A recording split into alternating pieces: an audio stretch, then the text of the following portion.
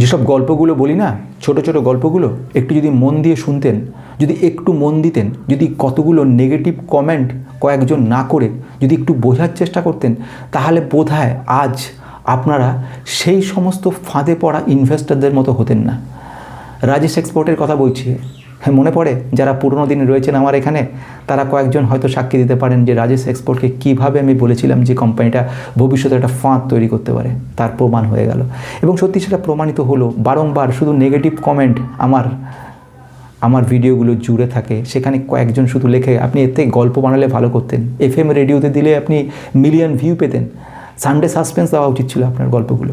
একবার যদি ধৈর্য ধরে 5টা মিনিট এক একটা গল্পকে আপনারা একটু দেখতে পারতেন, বিনিয়োগের ডায়েরি আমার যে চ্যানেলটার মধ্যে সিরিজ রয়েছে সেখানে একটু যে দেখার সেই ইচ্ছাটা থাকতো, তাহলে হয়তো আপনারা রাজেশ এক্সপোর্টের মতো কোম্পানিগুলো থেকে বাঁচতে পারতেন। 3 বছর আগে আমি এই কোম্পানিটাকে নিয়ে বলেছিলাম, আজ এই কোম্পানির অবস্থা খুব খারাপ।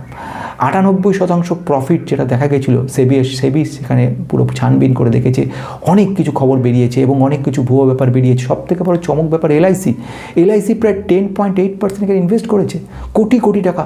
2 লক্ষের বেশি ইনভেস্টার আপনার মতো যারা আটকে গেছে এবং তাদের টোটাল অ্যামাউন্টের পরিমাণ 770 কোটি টাকা, তার মধ্যে এলআইসি 10% লুকিয়ে রয়েছে। শুধু এখানে শেষ নয়, কানাডা ব্যাংকও লোন দিয়েছিল রাজেশ এক্সপোর্টকে, তার অবস্থা খুব খারাপ।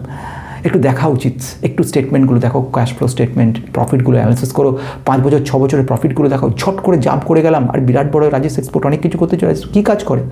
গোল্ড অর্নামেন্টসের কাজকর্মগুলো করে, অর্নামেন্টসগুলো বানানোর পরে এক্সপোর্ট করে, জুয়েলারিগুলো, সমস্ত প্রিসিয়াস জুয়েলারি সেগুলো সব নিয়ে আসে। আমার সতীর্থ একজন এই ব্যাপারে আমার সঙ্গে অনেকটাই মতের অমিল ছিল এবং সে ব্যাপারে বলেও ছিল কথা, যাক সেসব কথা, তারা আজ কোথায় আছে জানি না। কিন্তু ঘটনা হচ্ছে যে সঠিকভাবে যদি এগিয়ে যেতে পারো না, আলটিমেটলি তোমার কিন্তু কখনো কোথাও কোনো প্রবলেম হবে না।